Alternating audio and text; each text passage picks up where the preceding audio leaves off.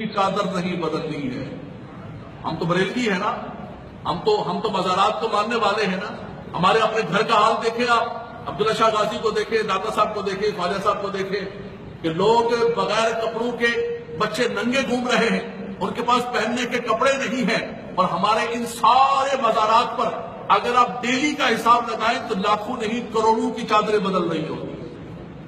سر کا چادروں کا دھندا، وہی بازار میں گئی وہی واپس آ گئی، وہی بازار میں گئی وہ، اس کو ہم نے بریلویت کا نام دیا ہوا ہے، اس کو ہم نے بزرگان دین کی محبت کا نام دیا ہوا ہے، اس کو ہم نے سنیت کا نام دیا ہوا ہے۔ اعلیٰ حضرت امام اہل سنت لکھ رہے ہیں، جن کو اپنا امام مانتے ہیں، جن کا کلوس بنا رہے ہوں گے، لنگر رضوی کھا رہے ہوں گے، وہ کہتے ہیں کہ جب تک ایک چادر پرانی ہو جائے نہ ہو جائے اس وقت تک چادر نہ بدلے۔ ہم کہتے ہیں نہ حضور، نہ ہم نے تو وہی کرنا ہے جو ہمارا من ہے۔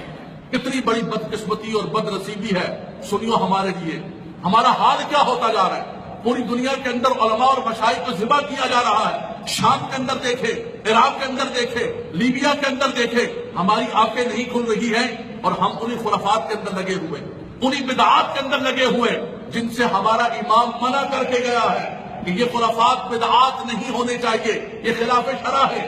ہم نے گلے لگا کر اعلیٰ حضرت امام اہل سنت سے پوچھا گیا کہ حضور مزار پر حاضری دیتے ہیں، کیسی حاضری ہونی چاہیے؟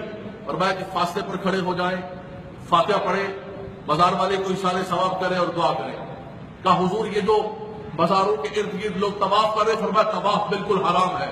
فرمایا کہ اگر کوئی سجدہ تعظیمی کرتا ہے، خدا نہیں مانتا ہے، ادباً سجدہ کرتا ہے، آپ نے فرمایا کہ اگر سجدہ عبادت کرے گا وہ تو کافر ہے، اور اگر سجدہ تعظیمی کرتا ہے تو حرام حرام حرام ناجائز۔ اب کہ حضور نہ سجدہ تعبدی نہ سجدہ تعظیمی، محبت سے بوسہ لے رہا ہے، چوم رہا ہے۔ آپ نے فرمایا کہ احمد یہ ہے کہ قبر کا بوسہ بھی نہ لیا جائے۔ یہ بھی گھر کی تعلیمات نہیں، اپنے امام کی تعلیمات بتا رہا ہوں، سنو۔ لیکن آج دیکھیں ہمارے مزارات کے اوپر، آج دنیا ہمیں گالیاں دے رہی ہے، دنیا ہمیں یہ کہہ رہی ہے کہ ہم شاید یہاں محراب و منبر سے لوگوں کو یہ سبق سکھا رہے کہ جا کے قبروں کو چومو۔ مجھے ایک دوست نے کہا کہ علامہ صاحب پیروں کے خلاف نہ بولے، پیر تو کانا بھی ہو تو لوگ کہتے ہیں ساڈا پیر ہے جناب، کانا تے کی ہوئے، پیروں کے خلاف نہ بولے، حضرت نہ بولے پیروں کے خلاف، بڑا مسئلہ بن جائے گا، سنیت ڈوب جائے گی۔ ان جاہل پیروں کے خلاف نہ بولے، سنیت برباد ہو رہی ہے، سنیت تباہ ہو رہی ہے، ظلم و ستم کے بازار گرم کیے ہوئے ان جاہل پیروں نے، اور ہمیں یہ سبق دیا جاتا ہے کہ مولوی صاحب ان پیروں کے خلاف نہ بولے کریں آپ، یہ بڑے طاقتور ہیں، یہ بڑی قوت والے ہیں، ان کے بڑے مرید ہیں۔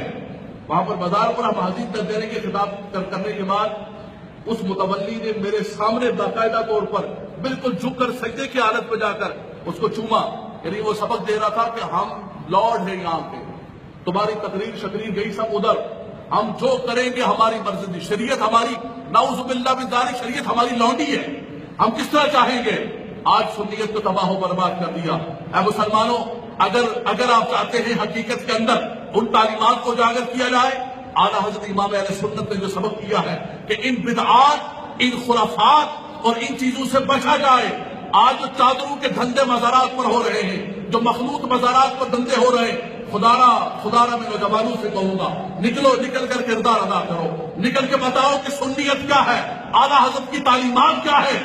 ان جاہل پیروں سے اور اس سے ہمارا کوئی بھی تعلق نہیں ہے۔